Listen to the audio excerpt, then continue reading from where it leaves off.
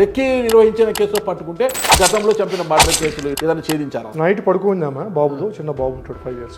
పొద్దున కల్లా అదే బెడ్ పైన చనిపోయింది. దాంట్లో ఒక బీరువా డిస్టర్బ్ అయింది. కొంచెం ఏదో గోల్డ్ ఏదో డాక్యుమెంట్స్ పోయినట్టు అనిపిస్తా ఉంది. అంటే ఎవరో చంపేసి తీసుకెళ్లారేమో అనుమానం.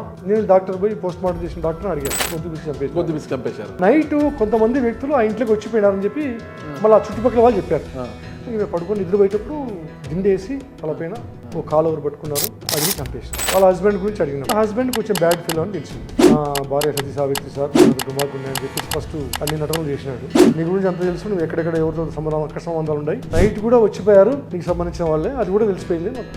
సేమ్ డే నైట్ పేర్లని చెప్పేశాడు. ఇది ఎవరితో చేయించాడో వాళ్ళు ఇటువంటి కేసులు 4 చేసినారు.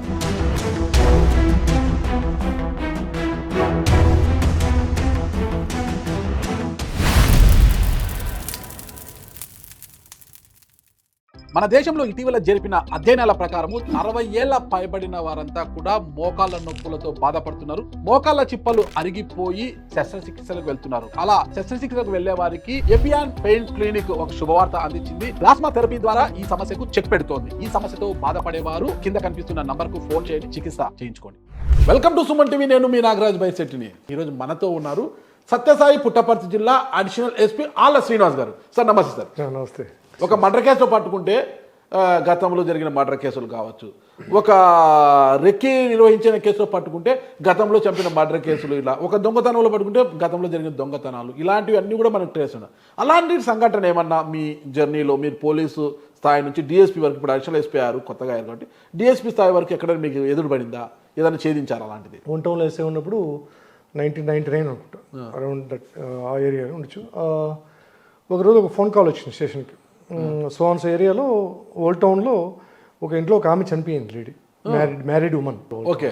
చనిపోతే ఎవరో అనానమస్ కాల్, అంటే అది పేరు చెప్పలే మనకి, ల్యాండ్లైనప్పుడు గుర్తు సార్ ఇక్కడ ఒక ఆమె చనిపోయింది, ఆమె మరణం అనుమానంగా ఉంది, కానీ బంధువులు వాళ్ళు ఏదో గుండె నొప్పి అని చెప్పేసి వాళ్ళు అనుకొని ఆమెను పోస్ట్ మార్టం చేస్తున్నారు సార్, మీరు పోలీసులు విచారిస్తే బాగుంటుంది అని.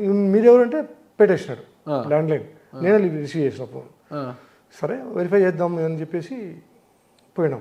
పోతే ఓకే, వాళ్ళు ఆయన చెప్పిన వర్షన్ కరెక్టే. నైట్ పడుకుందామా బాబుతో, చిన్న బాబు ఉంటాడు 5 years. పొద్దున కల్లా అదే బెడ్ పైన చనిపోయింది. అంటే ఒంటి పైన ఏమి ఇంజరీస్ లేవు, ఏం లేవు. అంటే పడుకొని నిద్రపోతే మన మనిషి చనిపోతే ఎట్లుంటారో అదే సిమ్టమ్స్ ఉన్నాయి. కాబట్టి వాళ్ళ బంధువులు కూడా ఏదో గుండె నొప్పి ఏమో, హెల్త్ బాగాలేదేమో, ఆమె ఏదో హెల్త్ డిపార్ట్మెంట్ పనిచేస్తుంది, కంప్లైంట్ ఏమో అడిగాం, చూద్దాం పోస్ట్ మార్టం చేద్దామా అంటే వాళ్ళు వినలే. మళ్ళీ వాళ్ళని కన్విన్స్ చేసి కంప్లైంట్ తీసుకొని పోస్ట్ మార్టం చేసినాం, పంపించాం.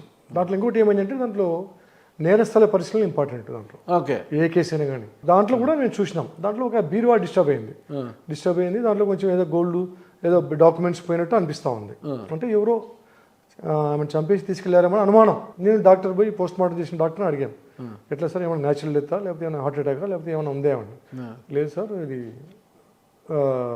థ్రాట్లింగ్ చేశారంటే గొంతు పిసి చంపేశారు, క్లియర్ కనిపిస్తూ ఉంది, లోపల టిష్యూస్ డ్యామేజ్ అని చెప్పాడు. అంటే clear case of murder, natural death కాదు అని అర్థమైంది. వాళ్ళ హస్బెండ్ గురించి అడిగినాం. టీమ్స్ పంపించి క్యారెక్టర్ ఏంటి, భర్త వైపు ఏమైనా ఇబ్బంది ఉందా, ఈమె వైపు ఏమైనా ఇబ్బంది ఉందా, డిపార్ట్మెంట్లో ఏమైనా శత్రువులు ఉన్నారా, అన్ని యాంగిల్స్ వెరిఫై చేసుకుంటూ వస్తే భర్త హస్బెండ్ కొంచెం బ్యాడ్ ఫీల్ అని తెలిసింది. ఓకే, దర్యాప్తులో మనకు సోర్సెస్, తాగుతాడు, కొంచెం ఇల్లీగల్ కాంటాక్ట్స్ ఉన్నాయి, అప్పులు చేశాడు, డబ్బు కోసం భార్యను సతాయించేవాడు, ఇవన్నీ కూడా వచ్చినాయి. ఓకే, ఫస్ట్ సస్పెక్ట్ భర్తే మా అంతవరకు వచ్చిన ఎవిడెన్స్ లో, వేరే సోర్స్ లేదు. నైట్ కొంతమంది వ్యక్తులు ఆ ఇంట్లోకి వచ్చిపోయినారని చెప్పి మళ్ళీ ఆ చుట్టుపక్కల వాళ్ళు చెప్పారు. లేట్ ఎవరు వచ్చినట్టు సార్, ఆమె తలుపు తీసింది పైన ఉంటుంది అన్నమాట ఇల్లది. ఓకే, కింద చుట్టుపక్కల ఉండే వాళ్ళు చెప్పినారు, లేడీస్, మా పేర్లు బయట రానివద్దండి, పైకి అయితే ఎవరు 4 వచ్చారు, అన్నం కూడా తిన్నట్టుంది సార్, మళ్ళీ అంతవరకు చెప్పగలం సార్ అని చెప్పారు. అంటే అది అర్థం అయిపోయింది. ఓకే, ఇంట్లోకి ఆమెకు తెలిసే లోపలికి పోయినారు, తెలిసిన వాళ్ళే వచ్చారు, తెలిసిన వాళ్ళు వస్తే వాకిలు తెలుసు. అంటే ఎవరికి అవకాశం ఉంది, ఎవరు ఆమెకు తెలిసిన వాళ్ళు ఆమె రక్త బంధువులు చేయాలి కదా, వాళ్ళ బ్రదర్స్ కానీ ఆమె ఆఫీస్లో కానీ ఎవరు చేసే అవకాశం లేదు. కాబట్టి భర్త బ్యాడ్ ఫీల్, చూద్దాం ఒక ప్రయత్నం అని చెప్పేసి క్రిమేషన్ అయిపోతానే భర్తను అదుపులోకి తీసుకొని మనదైన శైలిలో విచారించినాం. నా భార్య సతీ సావిత్రి సార్, నేను అంత దుమార్గున్నా అని చెప్పేసి ఫస్ట్ అన్ని నటనలు చేసినాడు. తర్వాత మనకున్న ఎవిడెన్సెస్, ఇన్ని పలానా వాళ్ళతో ఇట్లా ఉన్న డీలింగ్స్ ఉన్నాయి, నువ్వు డబ్బుల కోసం నీ భార్యని ఇబ్బంది పెట్టినావు అని మాకు తెలుసు, మా దగ్గర రికార్డు ఉందని చెప్పేసి అట్లా ఆ స్టైల్లో మీరు ఇంటరాగేషన్ మెయిన్ సార్. కరెక్ట్. నీ గురించి అంత తెలుసు, నువ్వు ఎక్కడెక్కడ ఎవరితో అక్కడ సంబంధాలు ఉన్నాయి, నువ్వు ఏడప్పులు చేసింది, నీ భార్య ఎన్నిసార్లు సతాయించింది, మొత్తం రికార్డు బయట ఉంది. నైట్ కూడా వచ్చిపోయారు నీకు సంబంధించిన వాళ్ళే, అది కూడా తెలిసిపోయింది మాకు అని ఒప్పుకుంటే మంచిది, లేకపోతే నీ ఇష్టం. సేమ్ డే నైట్ పేర్లని చెప్పేశాడు. నా ప్లాన్ ఏదంతా, నా బంధువులు ఒక 4 ఉన్నారు వేరే ఊర్లో, వాళ్ళకి చెప్పి నా భార్య ఏమంటే నేను అడిగినప్పుడు డబ్బులు ఇవ్వదు, తర్వాత ఈమె ఫిక్స్డ్ డిపాజిట్ బాగా ఎక్కువ చేసింది, ఆమె చనిపోతే ఆ ఫిక్స్డ్ డిపాజిట్ నాకు వస్తాయి, అదొక ఆశ, తర్వాత నాకు తెలిసిన వాళ్ళతో అక్రమ సంబంధం వాళ్ళతో నేను హ్యాపీగా ఉండొచ్చు అని చెప్పేసి ఇవన్నీ ప్లాన్ చేసుకున్నాడు. బయట ఇది కోసం సొంత భార్యనే చేసుకుని వాళ్ళ బంధువులు చెప్పి భార్యకే ముందు చెప్పినాడు, నేను బెంగళూరు పోతున్నా రేపు వస్తాను, మన బంధువులు వస్తారు 4, రాత్రిపూట టౌన్లో పండిందంట, నువ్వు వచ్చినప్పుడు నాకు అన్నం పెట్టు, లోపలికి ఇంట్లో వస్తారు, రాత్రి పడుకుని పొద్దున వెళ్ళిపోతారని చెప్పి భర్త చెప్పినాడు కదా, బంధువులు అంటున్నాడు అని చెప్పేసి ఆమె ఏం చేసింది, 4కి వస్తేనే ఇంట్లో పాపం అన్నం పెట్టింది. అన్నం పెట్టి పాపం ఈమె మధ్యలో పడుకుంది, వాళ్ళు పైన పడుకున్నారు.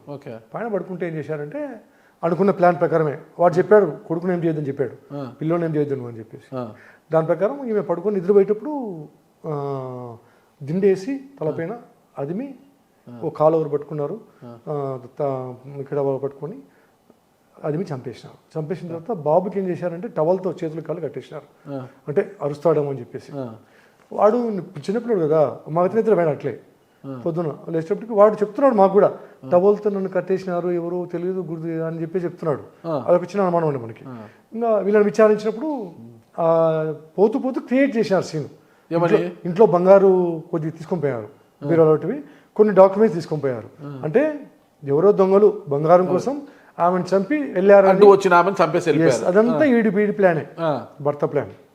ఇమ్మీడియట్ గా అతన్ని అదుపులో తీసుకుని అతని ద్వారా నేరస్తుల ఇళ్ళ ఊరికి పోయి ఇంటాక్ట్ ప్రాపర్టీ అప్పుడే రికవర్ అయింది, మొత్తం గోల్డ్ డాక్యుమెంట్ ఆరే సేమ్ డే నైట్ అన్ని రికవర్ చేసినాము. మేము ఏం చేస్తామంటే ఒక దర్యాప్తు అధికారిగా ఒక కేసులో ఒక దొంగతనం చేసినామంటే డెఫినెట్గా ఇంకా కేసుల్లో కూడా చేసింటాడనే అనుమానం ఉంటుంది, దాన్ని నివృత్తి చేసుకుంటాం. అందులో భాగంగా క్వశ్చన్స్ మనం వేయడం జరిగింది, ఇదేనా నేను ఇంతకుముందు ఏమైనా చేసినారా అని చెప్పేసి. చేసినట్టు గుర్తుంది మాకు, చేసినట్టు ఐడియా ఉంది అని చెప్పేసి మిగతా నిందితులు అడిగాం. అంటే ఈ భర్తకు సంబంధం లేదు, ఎవరితో చేయించాడో వాళ్ళు ఇటువంటి కేసులు 4 చేసినారు. సిద్ధహస్తులు అయితే ఇలాంటి చేస్తారనమాట. అది కూడా సేమ్ టైపే, భర్త భార్యను చంపాలని కాంటాక్ట్ ఇది కదా. ఇంకో వీళ్ళు చేసిన కేసులో భర్తను చంపాలని భార్య ఇచ్చింది, అదే ఒక కేసు. అంటే ఆమె వేరే వాళ్ళతో అక్కడ సంబంధం పెట్టుకుని అతని వాళ్ళ కాంటాక్ట్ మర్డర్. అట్లా ఇది కాకుండా 5 కేసులు పత్తాయినాయి. వీళ్ళంతా సుపారీ కిల్లర్స్. సుపారీ కిల్లర్స్. ఇది కూడా డబ్బులు, ఇది బంధువు కాబట్టి ఇది ఫ్రీగా చేసినారు, మిగతా 4 మాత్రం డబ్బులు తీసుకొని చేసినారు. డబ్బులు తీసుకొని చేసిన వాటికి ఏమో ట్రేస్ కాలేదు, ఫ్రీగా చేసిన కేసులన్నీ మూసేసినారు పోలీసు వాళ్ళు, ఆధారాలు లేవని. ఓల్డ్ కేసెస్ అంటే దీనికంటే ముందు జరిగినాయి 2 years బ్యాక్. ఎక్కడెక్కడ చేశారు సార్ అవి? ఇది విద్యుత్ నగర్లో ఒకటి చేశారు, అంటే విద్యుత్ నగర్లో ఎలక్ట్రిసిటీ ఎంప్లాయ్ అనమాట అతను. ఆ ఎంప్లాయీ వాళ్ళ డిపార్ట్మెంట్లో పనిచేసే ఉద్యోగితోనే ఈ అతనికి అతని భార్యకు ఇంకో ఎంప్లాయీకి అక్రమ సంబంధం ఉంది. అతను కూడా వాకింగ్కి వెళ్ళినప్పుడు ఈమె ప్లాన్ ఇచ్చింది, పలానా చోట వాకింగ్ వెళ్తాడు మీరు చేసేయండి, తర్వాత మనం ఆ బాయ్ ఫ్రెండ్ ఉన్నాడు కదా, ఇద్దరం హ్యాపీగా ఉంటామని. అట్లా అతను కిడ్నాప్ చేసి చంపేసి రైల్వే ట్రాకింగ్ పెట్టేసినారు. ఇంకా వచ్చేసి ఒకటి అటెంప్ట్ మర్డర్. ఇది విద్యుత్ నగరంలో ఒక పొలిటీషియన్ అతను కూడా అటెంప్ట్ మర్డర్ చేశారు, దాంట్లో కూడా ఇదే బ్యాచ్ల వాళ్ళు ఇద్దరు. అది కూడా కేసు అట్లే ఉండేది, పత్తాలేదు, అది బయటపడింది. తర్వాత పామిడి టోల్ గేట్ దగ్గర కూడా ఆ టోల్ గేట్ సంబంధించిన దాంట్లో 2 కేసులు ఉన్నాయి, ఆ 2 కేసులు క్లోజ్ చేసినారు. ఈ 5 కేసులు ఆ బ్యాచ్ తో బయటపడినాయి. అంటే ఒక మార్కు 5 తుకడా.